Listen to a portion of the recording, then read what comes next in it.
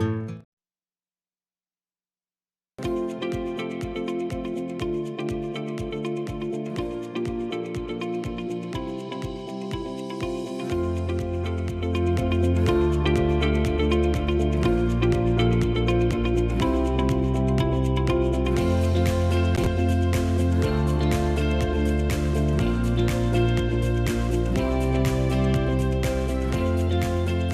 morning, everyone, and welcome to the morning show. Good morning, Andy. Good morning. I think I just burped.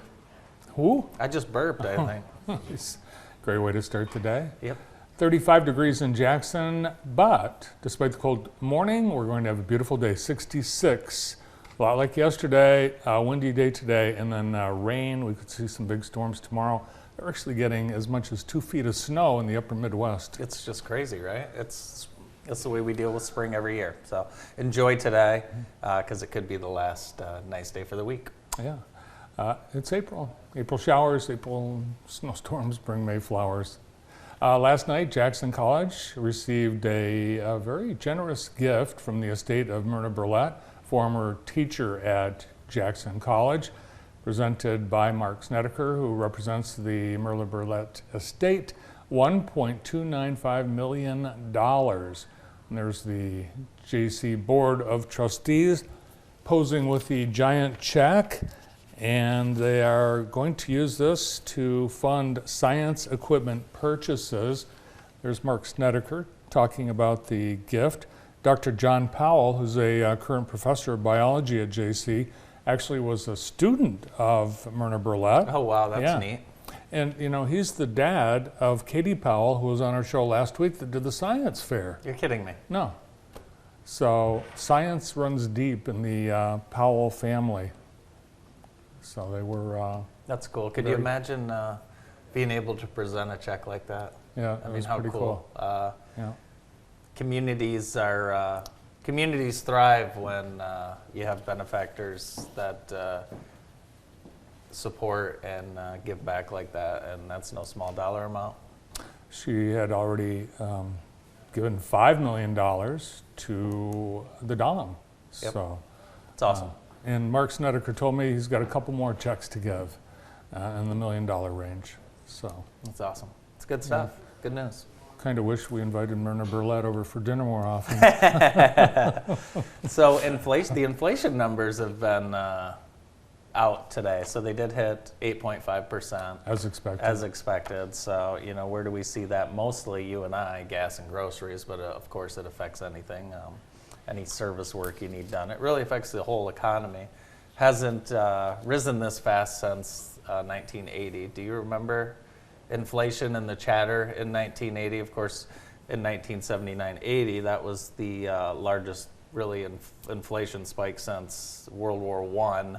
So it was really the first inflation in your lifetime. Mm-hmm. Do you remember the talk of the town? I do. Like we can't afford milk? What was it?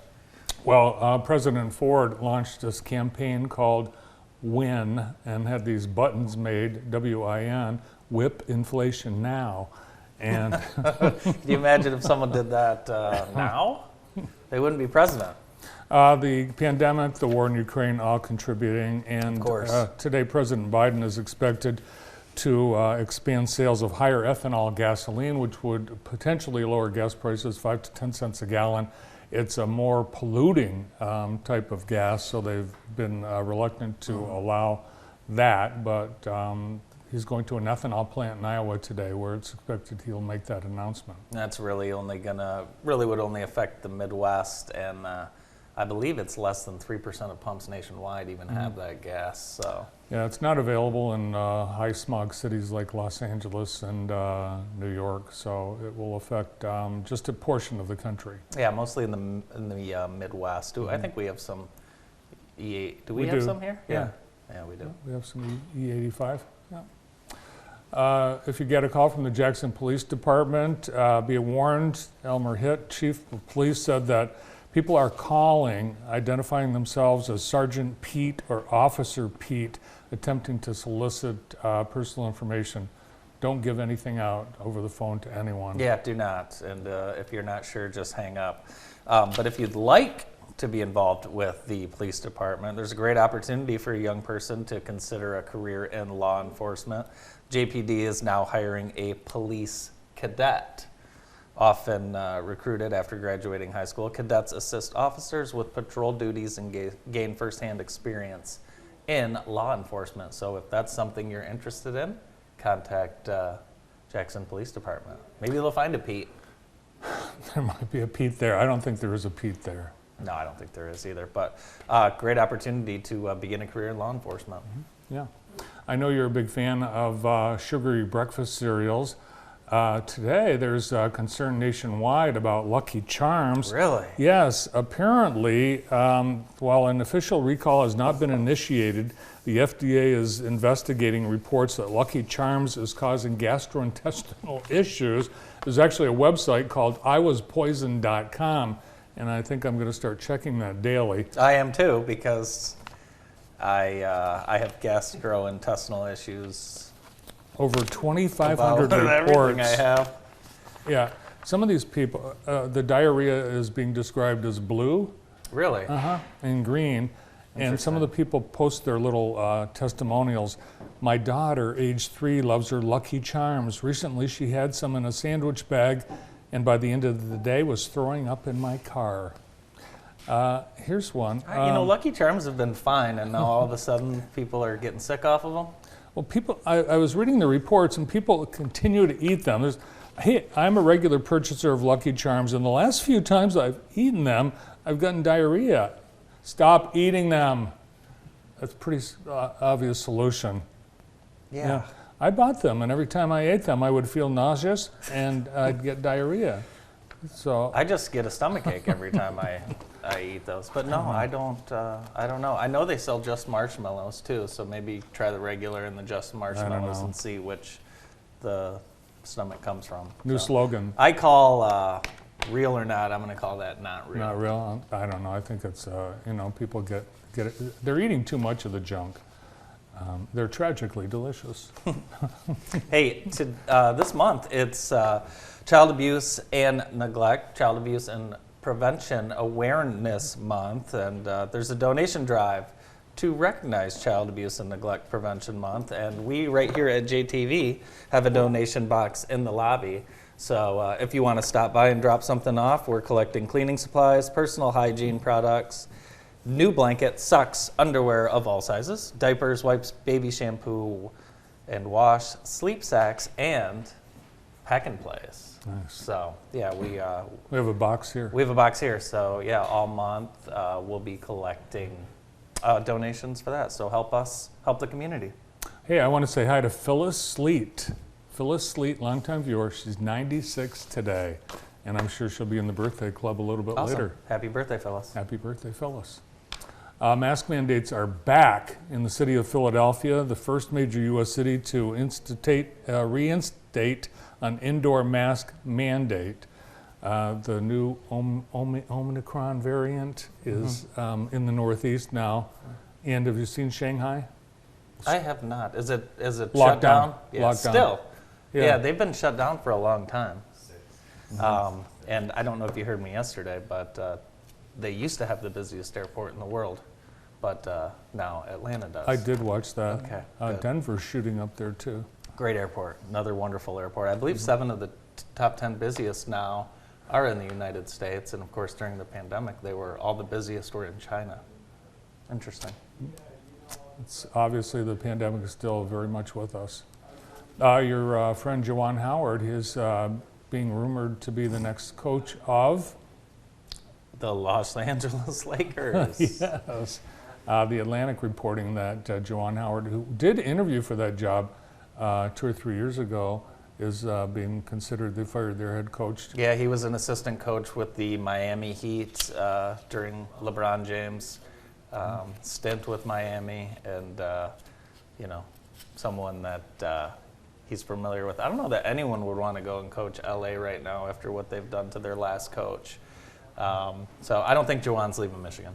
I heard you talk about the Masters yesterday, and you watched that from start to finish. Start to finish, yeah. Yeah, I did. It's interesting. I read this story about Scotty Scheffler and his caddy, Ted Scott. And it was a very interesting story, kind of how they met. They're both Christians. Ted Scott worked with Bubba Watt, who is, of course, a very devout Christian. And Ted, interviewed with him and said he had his family pray about it for a week, and then they took another week, and it's just interesting how they finally got together. So it's an interesting story if you're into golf, Ted Scott and Scotty Scheffler. It's amazing that young man, just 25 years old. Everyone thought he looked about 40. I know. Well, he acts 40. And so Ted Scott has been on his bag for 9 tournaments, and he has won $9 million in those 9 tournaments. In high school, you know what their school mascot is? The Scotties. Is it? Yeah. That's perfect. I think he went to the same high school as Clayton Kershaw and Matt Stafford. So that high school, and I think it's Highland Park, California, they put out some talent. Today's show is brought to you by Addison Awning, specializing in custom design of business and residential awnings of all shapes and styles. An expert in boat covers built to your needs and made with strict attention to detail to protect your boat and keep it looking like new. Quality design experience. Their sign shop produces custom-made vinyl, hand-painted, and commercial signs. Thanks to Addison Awning for helping us bring you today's show. We do a beautiful job with sun patios, too. Yes, Yep. for sure. April is Minority Health Month, and the Center for Family Health reminds you that this is an important time to recognize the gaps in health care people of color contend with in our communities. Minority groups experience inequalities in our healthcare system, which creates a disproportionate burden of preventable disease, death, and disability when compared with non-minorities. The Center for Family Health works hard to ensure equal access to care for all their patients. Visit centerforfamilyhealth.org today to learn how the center works to provide equal care for all. The Center for Family Health has been opening the door to health care for all in Jackson County for more than 30 years. Let's get to some scores. It's time for our Extreme Dodge scoreboard, brought to you by our friends at Extreme Chrysler Dodge Jeep Ram. Check out their great new oil change building. They'll get you in and out and even serve you cookies and coffee while you wait. Baseball. Northwest 15, Grass Lake 0, Northwest 6, Grass Lake 1. Quincy beat East Jackson twice, 11-0 and 12-1. Hanover Horton whitewashed Bath 16-1 and 12-1. And Jackson High had 2 wins over Waverly, 13-1 and 6-3. Some blowouts early season on the diamond. Over in softball, Napoleon had no trouble with Springport. They won the doubleheader. They won 8-0 and 8-4. East Jackson and Lumen Christi split. East Jackson won the first one 17-3. And then LC won the second half of the doubleheader, 11-10. And Waverly, they took care of Jackson High, 17-0 and 13-1 last night. Girls soccer, Onstead 9, Jackson Christian 0, and Western fell to Chelsea 1-0. And I know Noah was out at that game, and I think it was a late goal that spurred Chelsea past Western. It's 0-0 all the way to the end. All the way, yeah. It's usually what happens is when we leave, they score a goal. It's clockwork with soccer. Boys golf, we have a score Northwest 187, East Jackson 202. And let's get to our on deck tonight. We've got a lot going on, and today could be the only day we have games played. So on deck tonight, baseball, Columbia at Hillsdale, Concord at Reading, Springport at Bronson, and then Addison is going to play Michigan Center today. And tonight at the game, the school is honoring Cole Sova with a ceremony at 3:30 today. Stop by and support the program and the family. Of course, as most of everyone knows, Cole tragically passed away in that accident at Faster Horses was a MC baseball player, and Coach Jerry Slack and the Cardinals were going to honor him and his family tonight. So get there before 3:30. That's at Michigan Center, and that's on deck tonight. That's the Extreme Dodge Jackson County Sports Scoreboard. More online at jtv.tv. Who's on the show today? Today we have Mike Smida from Western Schools, and Mike will join us right after this break.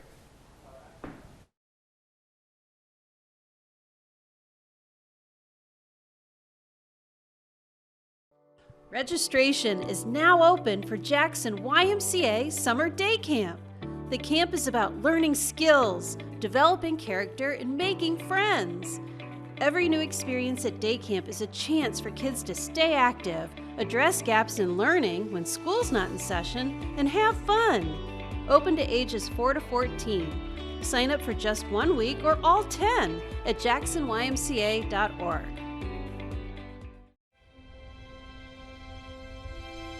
When you first tasted our spicy chicken McNuggets, lightly breaded in tempura and made with aged cayenne, maybe that cayenne blend made you cry a little. Well, now you can happy cry on your way to McDonald's, because they're back. The spicy chicken McNuggets, they're back. Ba-da-ba-ba-ba. Jackson School of the Arts welcomes you to a very special Fairy Festival weekend, inspired by childlike imagination and filled with activities, crafts, and snacks. The event makes its downtown Jackson debut on Saturday, April 30th and Sunday, May 1st. Boys and girls always find the festival full of wonderment, and their grown-up companions can't help but rediscover the child inside themselves. Join us for this special event. A fun place to take your family and friends is the Jackson Candy and Fudge Factory. See. Hear. Smell. Taste. While you're here, pick up a gift to share. You always feel like a kid in a candy store at the Jackson Candy and Fudge Factory. Welcome back to the morning show on JTV. Today's show is brought to you by our downtown neighbors at the Dirty Bird. Chicken salads, flatbreads, sandwiches, quesadillas, mac and cheese, and appetizers. 40 brews on tap, including Grand River 313 Polish Lager, and many Michigan beers like Stouts, Founders, Bells, and more. 140 West Michigan Ave in downtown Jackson, 3 doors down from JTV. Chicken them out. Joining us now is the Superintendent of Western Schools, Mike Smida. Morning, Mike. Morning. Morning, guys. Busy day for you today. It's been a busy week, and it's only Tuesday morning. I trust that you had you and the district had a nice break. I think we all did. Yeah. No, it was a good spring break, much needed by a lot of people, and it's nice to get back and get spring sports going. So let's talk about the bond a little bit. Last time you were on, I incorrectly assumed that it was because you wanted to grow the district and be able to take more students, and you quickly said, no. Talk a little bit about what all is proposed in the bond and kind of what the goal is. Right. The biggest part of the bond is a $46 million bond. It's a big project. But the key to a lot of this is it's a $0 mill increase. Okay, we just want to continue what we've been levying for the last 10 years. We have 3 elementary schools, and we've done a really nice job with those schools, maintaining them. It's been 26 years since we put any money into them of significance, and it's getting to that point where they're 60 to 70 years old at the core, and so we want to set the district up for the next 60 to 70 years, and by passing this bond on May 3rd, we're going to be able to do that, and we're going to bring all of our kids onto we'll call it a central campus for lack of a better word. The district already has 35 acres across the road from the middle school, high school. And so now we create a central campus at Western School District. And this would be, like you said, new building, new construction, probably not a lot of interruption during the regular kids' school year, right? Yeah. And that's the beauty. When you do renovations, which we did back in 2012, you run into that, okay, we got to move kids around, we got to barricade things off. Nice thing about this is if you look at the graphic, you see on the left, Western High School with our football field, tennis courts, and the middle school, that's 35 acres. And we have more property than that. But you look across the road, we're talking about 35 acres of some nice flat land. that we can build a school. It won't disrupt the 3 existing elementary schools until it's ready and we open it, and then we move kids over. So that's the plan. Well, the question I'm sure is, how can you finance a $45 million project without raising the millage? Right. You asked me that last time, in fact. Good job. No, we're in a situation right now in the next probably 4 to 5 years. We're set for our millage rate to decrease if nothing happens. And it'll decrease pretty significantly. By renewing it now and extending it for the 30 years for the $46 million, we're able to keep it at the rate it is now, not raise any millage on people. It's based on the current rate. So that, along with the school bond loan fund, allows us to leverage $46 million and invest that into our community. Yeah. When you think of the impact down the road, you guys are able to have almost 12. We wouldn't be able to have about 1,200 students at this new campus. I can't wait to see when it gets done, Mike. I'm already looking at that 35 acres of blank property. It looks like it's going to be good. Well, what's exciting is we looked at our existing buildings. Our existing buildings cover about 18 acres, the 3 combined. So you're now taking same number of kids, actually a little more square footage, and now you have all this green space. Right. You have space for parking, you have space for youth activities, PE classes, grade level appropriate playgrounds, which is exciting. Not like we have now where the kids just mix. So there's a lot of positive, and I know there's some apprehension, but I really think at the end of the day, if kids can come into Western School as kindergartners and go through 12th grade together, you create that cohesive bond within that group. It's probably a market for those old school buildings too, especially the ones in Parma and Spring Arbor. There's potential. Somebody might snap those up. If you have $1, we can talk. There you go. No, it's hard to get rid of old buildings. Right. And so, we did build into the bond money for demolition and to return those spaces to green space at this point. Now, what the board does down the road 4 or 5 years, you got to do what's best for the district and the community. We don't want to be land barons. We don't want to hold on to property for future investment. No, we don't want to do that. We want to worry about the facilities we have. Mike Smida, Superintendent at Western, with us. More with Mike after this.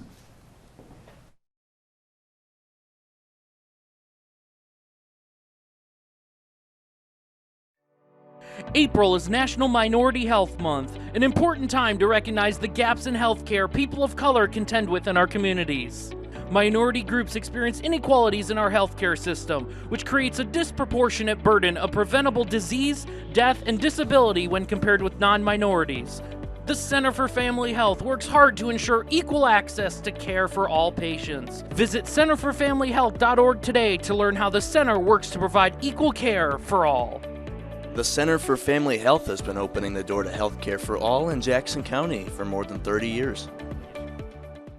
For over 30 years, the Jackson area has relied on the knowledge and craftsmanship of Allen Brothers Fence Company. From wrought iron and aluminum to vinyl, wood, or chain link fencing, the friendly staff at Allen Brothers is the answer for your next decorative, security, or containment fence project. Residential, commercial, or industrial, call 764-2922. Visit us on Facebook to take a look at some of our latest projects, or stop in and see us at 4200 Page Avenue in Michigan Center.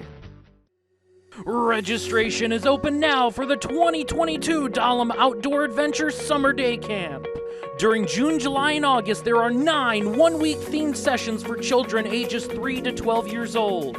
For online registration and details, visit www.dahlemcenter.org or call the office at 517-782-3453 extension 0. Dahlem, Jackson's Nature Place, 7117 South Jackson Road in Jackson. Gilbert Chocolates has been a Jackson tradition for over 120 years. We've built a reputation for quality gourmet chocolate that you can taste in every bite. Handcrafted and made fresh right here in Jackson. Enjoy a variety of fudge, chocolates, truffles, and more. Create your own gold box or gift basket. Visit us at our new location inside Briarwood Mall in Ann Arbor, as well as Jackson Crossing and our factory location in downtown Jackson. Gilbert Chocolates. We are the sweet soul of Jackson. If you're looking for high-quality sheds, then check out Homestead Barns. With nearly 100 options, there's a shed for you. And if not, we can make a custom one to order. We have no credit checks and rent-to-own options, so we're ready to work with you. Visit us today. We're back on the morning show. Mike Smida, Western School District Superintendent, is joining us. And the bond vote, it's going to be a vote in May. Taxes. Well, how does that look for taxes? That's what the homeowner wants to know, right? Absolutely. Well, as a homeowner myself, I'd love my tax bills to go down. Yeah. But with this bond, we're just saying, hey, it's a $0 mill increase over what we're currently paying. We just want to extend that out. So to me, that's a positive. I don't care whether I don't mean I don't care. Whether you own a $100,000 home, a $200,000, $1 million home, the millage rate you're paying now is the millage rate you're going to pay after a successful vote in May. Good schools make strong communities. Yes, they do. And Strong School has some strong teachers. You have a top teacher at Western Schools. We do. I know that you honored one of our other teachers recently, Julie Oliver, and for award. But Jackson Magazine selected Sarah Anderson, one of our teachers down at Warner Elementary School. Sarah's a second grade teacher. And Sarah does an amazing job, and we're very, very proud of Sarah. You've done well in the top teacher awards over the years. We have. We have wonderful teachers across the county. Yeah, absolutely. I'm very proud of the teachers we have at Western, but I'm really excited for Sarah, and there's an award coming up, and so we're excited for that. Cool.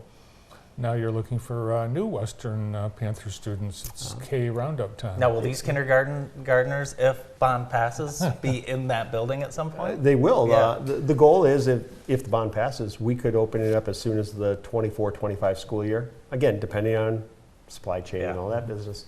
But we do have our annual kindergarten roundup. We're doing a little different. Things are by appointment. This seems to have worked out well. So if parents, even if there's schools of choice, if they want to go through the kindergarten roundup process to get some testing and a placement, whether it's young fives or kindergarten, they're welcome to go to the website. And if you go to our district website, there's some information to get you on the schedule. It is that time of year. All the end of the school year things coming up. It's looking probably more like a normal end of year with prom, graduation, all those plans falling into place. Yep, we're moving forward. Graduation is going to be indoors this year, back to where we were before in our gymnasium. Proms are going to happen. We're starting to look at staffing levels, starting to look at recruiting teachers. We know we're going to lose several for various reasons. And one of our biggest losses this spring is Ryan Hackworth. Ryan Hackworth had a golden opportunity to, no pun intended, to go to Columbia, and they offered him a position as AD. And it's the right move for him and his family. He lives out there, and his kids are getting to that age where they're just so active. Yeah. And traveling across the county, as much as he loves being a Western Panther and he's an alum, it just makes sense. And so he's going to be tough to replace. Yeah, the athletic director is one of the toughest jobs in the district. Absolutely. When you have a good one like that, you definitely know it for sure. Yes, absolutely agree. He's done wonderful things for the program out at Western and really grown our program and our coaching staff. So very proud of him and the work he's done. Going to miss him. Yeah, well, congratulations to Ryan and good luck. Reminder, tonight, 6 o'clock, your bond meeting? Yes, we've been doing a few different ways of communicating. We've sent out some mailers. We do have a second bond meeting tonight. We have one in 2 weeks, but 6 o'clock tonight in the Western Community Arts Center, as well as parents can zoom in as well. Community can zoom in, and that link is online. So there's an opportunity to ask questions and get more information. Great. Mike, thanks for joining us this morning. Thank you, gentlemen. Appreciate being here. Mike Smida, Western School District. We'll be right back. Dr. Alan Lazara on the morning show.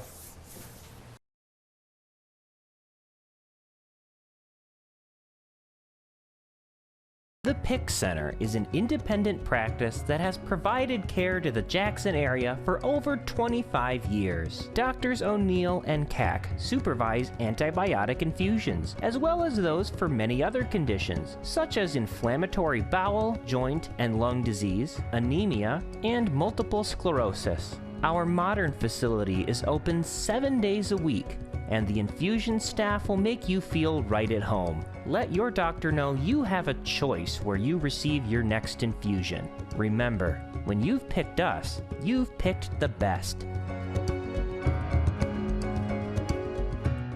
At Culver's, we never tire of crafting fresh frozen custard right in our restaurants. Vanilla, chocolate, or the flavor of the day, it's all made fresh. It's not like we make one batch and we're done. We make batch after batch. Slow churning at the right temperature is the key to perfect custard. This is really good. You gotta give it some love. That's when you're able to serve a nice, beautiful dessert to your guest. I like that creamy thickness of the custard. It's really good. This is my 10th batch of the day, so there's a lot of happy people out there. There's a lot of hard work that goes into this. Welcome to Delicious. As a proud partner of Frankenmuth Insurance, Barker Weber operates under 5 distinct values. Integrity. We will be honest and fair. Stewardship. We commit to responsible management. Empathy. We understand how you feel. Mutual respect and trust. You'll always be our valued partner. Dedication. We'll work for you wholeheartedly. Barker Weber and Frankenmuth Insurance, your local insurance solution. I use my brain power to help kids realize theirs. I am Henry. When Tyler got his new heart, ours became whole again. We are Henry. I'm a bike rider and a rare cancer survivor. I am Henry. I move patients from point A to point believe. I am Henry. I am Henry. I am Henry. When you found your inner believer and all-around conqueror, you found your Henry. When you need metal, and you need it now, Alro Metals Outlet is here for you. When your back is against the wall, our vast inventory of aluminum, steel, plastics, and more will help you get the job done. Whether you're a professional or do-it-yourselfer, our retail stores are your one-stop shop for metals. You select it, we cut to length, and shear to size. Right here, right now. Because when you need metal, Alro Metals Outlet has your back. Joining us now on the morning show from Henry Ford Jackson Hospital, emergency room physician, Dr. Alan Lazara. Good morning. Morning. Hi. Good to see you guys. Welcome back. Hi. What's going on? It's been 2 years. Yeah, it has been. It has been. You look the same. Thanks. A little more gray. Yeah. Yeah. A little stress in life, but it all abates in time. Let me ask you first. How do you feel today compared to when this thing started? Oh man, I remember the day that they canceled school. I remember going to Meyer that night, dropping the kids off at home, picking them up, and the daycare people were like, "Hey, they're canceling school, and we don't know when it's going to open up again." I said, "I got to go to Meyer and get some pasta," and I showed up with like the biggest shopping cart in the checkout area, and people were looking at me like I was crazy, and I felt a little crazy. I mean, I had a whole lot of camping food and stuff, but I was like, we better get some marshmallows for the kids too. But it was very anxiety producing in the beginning, I think, because the unknown is always strikes fear in people's hearts. And once you started seeing it leap continents and move across the world towards us, and it was initially kind of no big deal. We had not that many cases, and then once it hit New York, it was like, this is coming our way soon and fast. So and I think, so that was the first like kind of spike of anxiety, not knowing like how severe it was going to be, not knowing what the mortality rate would be. And then the next real stressful situation, so that was like 2 months or so. And then we started to run out of personal protective equipment. That was very stressful because I think I probably wore the same N95 mask for 3 weeks, and then eventually I transitioned to like a paint respirator that I had when I was in college, and could get the people. And the other thing too is like people would reach out. Like I called this local paint store in Ann Arbor, and the guy's like, I don't have any N95s, and I explained why I needed them, and he's like, I can get you some, and he called me and got me a bunch, and then the hospital stepped up too in the local community, and we talked about people making those masks for us and the gowns, and that was super heartwarming, because then you felt like you had a shield of armor on for a while. But that was like, I'd say a really intense like 5-6 months. And then the vaccine was on the horizon, and that was very exciting. And so once I got vaccinated, it was the anxiety dropped a lot. And then also too, like, not to forget like how to treat the patients that were coming in. We didn't know how to treat patients. Initially, they were breathing so rapidly.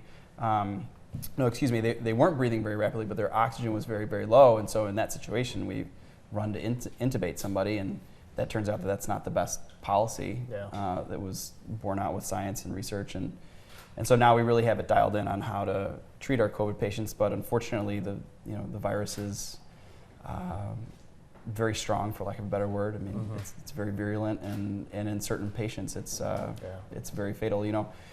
And we're seeing, a definite drop. I don't think I've seen a COVID positive patient in 4 weeks. That's gonna feel good. It does. It feels great. We're seeing more flu now, I would say, than COVID. But still, the patients that we see are unvaccinated patients, have these kind of smoldering illnesses where it's high cholesterol, high blood pressure, kidney disease, diabetes, obesity, all these things that we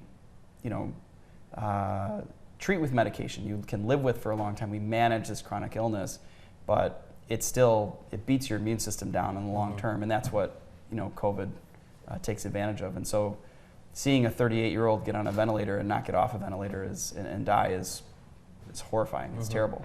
But those are the general patients we're seeing now, the people who have and it's who we saw initially too, but the people that have these chronic medical illnesses. And of course, older patients too have more vulnerability. But I think there's a lot of lessons over the last 2 years. I think the planet and Earth and life is cyclical. This is going to happen again in like a decade, probably. Maybe not to the extent, but we had SARS in the early 2000s. We had MERS in like 2010, and then this happened now. So it's like hopefully it will be at least a decade before it comes back around again, or some variety of it. But I think being better prepared with stockpiles of masks and knowing the protocol, I think our generation will all go like, okay, put the mask back on. And I think wearing a mask in the department is going to be a pretty consistent thing during flu season at the very least for a long, long time. I think patients, we don't want people coughing on each other if you can help it, right? Yeah, I don't want to be coughed on. Nobody likes that. But I think better preparation, I think long term, I think people will take it seriously, but I think we'll also understand the lessons of, how to better handle the shutdowns and things like that. I think if people are able to wear masks and we have vaccines and we have more compliance with that, then things can stay more open and we don't have to make the streets empty. Because that was awful for everybody too. A lot of people said, is the cure worse than the disease? And I think there was a lot of harm that happened that was unseen. Well, we argued about that. You kind of argued about it daily at that time. You weren't really sure. But kudos to you and the staff, and just thinking about some. You probably had some new employees that started during the pandemic. Oh, for sure. Just everything, and you're also trying to treat everyone else that's there for surgeries or heart attacks. It's amazing to think about it. Yeah, when we shut down, we knew that there was a lot of the people who were having heart attacks weren't just going away; they were staying at home. We know that there were people that were staying at home with bad illnesses that should have come into the ER, and that's a very difficult balance to try and manage an epidemic, a pandemic, and then still have people who need to come to the ER to the ER. To the point we have a lot of new nurses. We had a lot of nurses transition to other sites and to work in other clinics. And I have an immense amount of admiration for our respiratory therapists, our nurses, our ICU nurses, the ER nurses, floor nurses, everybody, because they're hands-on with the patients. And I can literally look at a COVID patient from the doorway and tell whether or not they need to be intubated. But they're the ones that are administering all the medicines. They're in the room with them, literally a foot away from face to face and taking care of these poor people. So they're the angels, the workhorses. They're the ones that's doing most of the work. So you actually lost colleagues. I didn't personally have anybody in our department, but I know that there was a nurse or two at Henry Ford who did die from COVID. And we've had, transport techs or other nurses die from the flu. And it's a real rarity, but there's a lot of things to talk about whether or not to get vaccinated, and from my experience, I think that in reading all that I've read and listening to really intelligent people talk about this, I mean, there's no debate in my mind about getting vaccinated, and so it's a shame when that happens, because there's something that can prevent that. I mean, it's really run the gamut. We've had people, people say, "Are you vaccinated?" And they say, "Oh yeah," and I'm just like, "Good for you, that's great." People say, "I'm not vaccinated." I said, "We got to talk about that. We'll talk about that in like 5 minutes. Why are you here today?" Okay, I want to stop pulling my hair out because I'm worried about you. Yeah. I'm also like, I don't want to, we don't want to deal with this for another 2 years. Like, tell me why you don't want to get it. Well, I couldn't get it. My primary care doctor, this doctor told me I shouldn't get it, and that's not true. Right. But it's fine. Everybody's got their own reasons, but it's not a time in the ER. We have to establish rapport so quickly. Yeah. There's no time for criticism. There's just time for why and how can I help. Because you have a real opportunity, because somebody is they're in a really bad situation. Otherwise, they wouldn't be in the emergency department most of the time, and they're vulnerable, listening hopefully to what you have to say, there for your opinion. And just say, look, my grandparents got it, my whole family got it, all my colleagues got it, everybody's fine. Pregnant nurses got it, everybody's fine. What are you worried about? So, Did it change people's minds in that little conversation? For sure, yeah. Especially I think younger people who are not just not sure about like the whether or not they need to get it, and saying like, this week we've had to treat this many people in the department, and like you don't want to spread it to your grandmother. And I think because the motivation's not as big there, because they don't feel like they're going to get really ill, and that can be a selfish decision, I think, in the long term, because nobody operates in a bubble. But I think we have a real opportunity, whether it's somebody comes in camo gear and they're there for a heart attack, and I say, hey, do you wear a harness? Sure, great. Or a kid who comes in and broke his arm, is riding his bike, were you wearing a helmet? No, you really got to wear a helmet. I saw a kid last week who had a really horrible head injury. There's a real opportunity, I think, to say something, and we should. Yeah, that's great. So, how about all the things that people put on the back burner because they were afraid to come into the ER? I know there was a period of time where everyone was just staying away out of fear. Yeah. Has that improved? Yeah, I would say the overall severity of illness that we're seeing is higher than normal. Our volumes are down, I think, by like 10 to 20% maybe. But the severity of illness is higher, and I think that's leads to aftershocks of people not engaging in care, or not seeing their primary care doctors, or not having access during these. It was particularly worse, months ago, but we're still seeing some of those after effects, like somebody who was supposed to get an EGD or a scope to look at their stomach, and they come in with a bleeding stomach ulcer. That's a perfect example. I've seen that a number of times. Why they weren't able to get it? Maybe we had nursing shortages. Maybe they didn't feel comfortable coming to the hospital.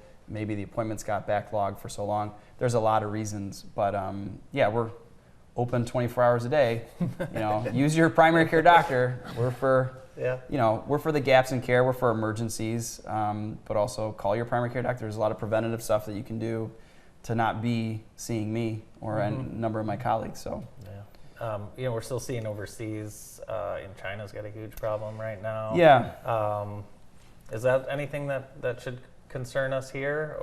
I mean, I don't have, to be honest, like I was so mired in keeping up to date with what was going on and for like a year, and then I kind of pulled back because it just wasn't good to bury my head in that for that long. And then, so I imagine yes, but I think this is a supposition on my point. I think that they were so strict with their lockdowns that not many people got COVID compared to here, that now they're getting exposed to a new variant, and it's more infectious. And so, and I don't know if they're using similar, I don't know if they're using the same kind of vaccines over there, or what their vaccine rate is. But yeah, I think infectious disease is always going to be with us. It's been with us since humans have been around. And, since we've been living with animals, cows, pigs, there's transmission of viruses from animals to humans. So it's always going to be with us. It's always going to be a concern. But staying healthy in general, getting sleep, you are what you eat, exercise, taking care of your body, not smoking, preventative things like wearing your seatbelt, all these like small things that seem small, but in the long term, it will help us stay healthy as a population. And one of those things for infectious disease is obviously washing your hands and coughing into your elbow. I think everybody learned how to cough into your elbow. Like that's a big deal. That has gotten a lot better. That's a big thing. Like my kids, like you're not allowed to cough into your hand. Like you will learn this early on. Yeah, there has been some good things for kids' hygiene. For sure. Out of this. Well, and so there has been some good things, but also on the other end, there's also some detriment too. So I think that we have to encourage, our kids not to be afraid of other human beings, right? Somebody like sharing a drink with somebody else, or like, having a sneeze or a cough, like, are you going to get I think that there's an anxiety problem that's yet to be revealed that, when can I take my mask off? When can I gather and go to a rock concert? I mean, I went to a small concert a couple weeks ago, and I'm not gonna lie, I felt really uncomfortable for a while. So, you get into these places where it's maybe mask optional, and kind of everyone just walks in and just looks around at each other. No one really has their own idea of what they're gonna do. Just play it by ear, and that's kind of how society is. Yeah, I mean, you can't. Yes, we have a lot of freedom of choice, but we're all in the social contract that we decide that these are the general rules. Like you don't get to drive on the other side of the street because it's a danger to everybody else, right? So we have some limitations of freedom. It's not anarchy. And I think if there's things that make sense, like I'm going to wear a mask while there's a huge pandemic going on, that just makes sense. Like it doesn't cost me anything, But I think, some of these anxieties and fears that we're going to have to deal with the ramifications of in our kids and getting back to normal. But you have to, right? Yeah. The kids need to be around other kids. They're so happy to be in school, so happy to be around their peers, and it just speaks to the social nature of human beings. Like we need to be around in a community, but we can all do great things as a community too. So there's a lot of lessons. The pandemic kind of put everything else on the back burner as far as public awareness on what's happening public health wise. Police, EMS used to tell me that number one call was drug overdoses. Sure. That didn't change. You're still seeing that. So it's so interesting you bring that up. So we just had a few meetings at the hospital, and I was on a phone call yesterday. And we were talking about how we're going to address, because let's not forget the last epidemic we were dealing with, which is the opioid epidemic in the United States, which has not gone away. And so there's been a big push to decrease the amount of opioids prescribed, which is the right thing, because the best way to prevent opioid addiction is to keep opioid naive patients naive and not give them. Never have them. Never have them. There's a reason and a time for you break your leg, you break your arm, you're going to need some morphine, and I'm going to give that to you, okay? If you have acute pain. But chronic pain treatment, there was a great study that came out of the University of Michigan where they surveyed surgeons and these post-operative patients and said, how many pain pills are you giving to this post-operative gallbladder patient or appendectomy? And it was all over the place. It was like, we give them 30 days, we give them 1 week, we give them 3 days or whatever. And so they just said, this is enough. This is what we recommend based off the research. This is what people need, and so that was a great paper that came out, and it really put some science behind what do people really need. And we know that pain control with alternating Tylenol and Motrin is very effective. Back to the initial discussion, opioids are still a big problem. We realized that Jackson had a tremendous opioid problem. A couple years ago, I would see maybe 2 overdoses a shift. Wow. Now I don't see as many, and for what reason, I'm not sure. Maybe we see a lot more methamphetamine use now than we used to because people have transitioned. Opioids are harder to get, so now they're doing methamphetamines instead, which those stink as well. Those are not fun drugs to deal with because they go from taking a nap and not breathing to being like wild and crazy and hard to control. So that's not a fun fun pathology to deal with in the department. But so prevention is a big deal, but on the other end, you know, we look at this, there's a graph that I had during this meeting that shows the number of prescriptions going down, but the number of overdoses going up. And so, like, why would that happen? It happens because people can't get the pills. People with opioid use disorder can't get pills like they used to, and so then they're turning to street drugs like heroin. Heroin has been adulterated with fentanyl and carfentanil because if you cut the heroin with a small amount of fentanyl, you make it more potent, you can sell more, make more money. And kill people. Yeah, for sure. You know, it has an immense street value. I think something I read, like a kilo of fentanyl has like a $2 or $3 million street value. Like a kilo of gold is only worth like $40,000. No, that's crazy. It's crazy. Yeah, it's a crazy. Wow. Yeah, it's a lot. So in order to deal with that, there's a lot of different options, and you know, a lot of times when somebody comes in and they're withdrawing from heroin, we give them medicines to treat the symptoms. We give them, you know, anti-nausea medicine. We give them stomach cramping medicine to stop that. We give them some Ativan or something to help calm them down. But really, it doesn't meet the need that their brain chemistry is craving and needs, because they've become physically dependent and addicted. And so in order to treat that, there's another medication called Suboxone, or bupropion is the active ingredient. Suboxone is a trade name. And bupropion is a medication that helps not only slightly stimulate that opioid receptor, but also block it. So if somebody is trying to take more opioids, like Percocet or heroin, it won't go into the receptor because it's bound so strongly to that opioid receptor. And so you can turn somebody who was physically addicted and spending all day trying to get to try and avoid withdrawal, to try and meet those cravings and satisfy that brain chemistry, from somebody who's addicted to somebody who's dependent upon a medication that can be prescribed by a primary care doctor or an ER physician, and then you can get on a maintenance therapy and you can maintain your therapy at home. You can get back to being with your family. You can be functional in society. You can reduce crime rates, et cetera. And it's been on the scene for probably, I don't know, like 20 years, but it has really gotten a lot more steam over the last 10, and it's an opportunity for our hospital system to meet the needs of this patient population. And it's a very lethal situation. If you come into the ER with an overdose, you have a 10% chance of dying that year. Wow. Yeah, and these are young people, you know, Right. and you might not save everybody, but you could save, I don't know, how much is a human life worth, right? Yeah. To that mom or that child, or so the big push, I think, for me personally in the next year is to try and work with a lot of really smart people. We have primary care clinics that are you know, widely available, and we have very motivated physicians on our psychiatric team as well, some of which have been prescribing this medicine for a long time. We have a robust social work network as well, and you know, reaching out to partners in the community like the Victory Clinic and other clinics to try and figure out how to best meet the needs of this patient population, because it's not going to go away. We're going to stop prescribing the opioids. People are still going to find a way, because their brain chemistry has changed, and it takes a lot.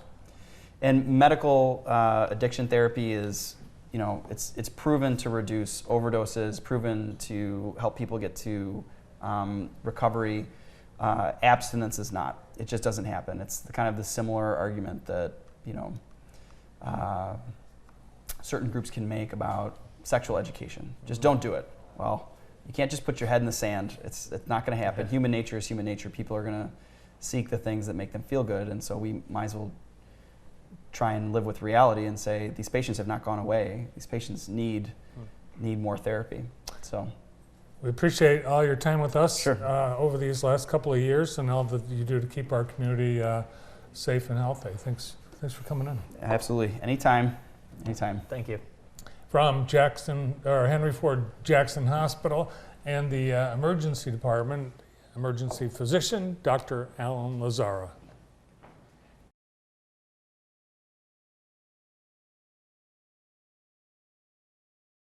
At Consumers Energy, we believe change is preparing.